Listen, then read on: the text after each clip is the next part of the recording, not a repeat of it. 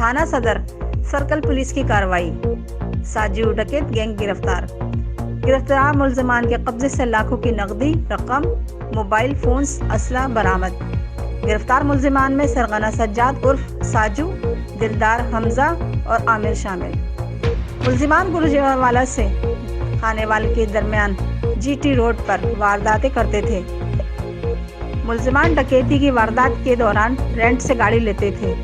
मुल्जिमान के दीगर 5 साथियों की गिरफ्तारी के लिए पुलिस टीमें छापे मार रही है। देखते हैं आमिर तालिब की इस रिपोर्ट में। रिपोर्ट आमिर तालिब, मिशन न्यूज़, ओकाड़ा।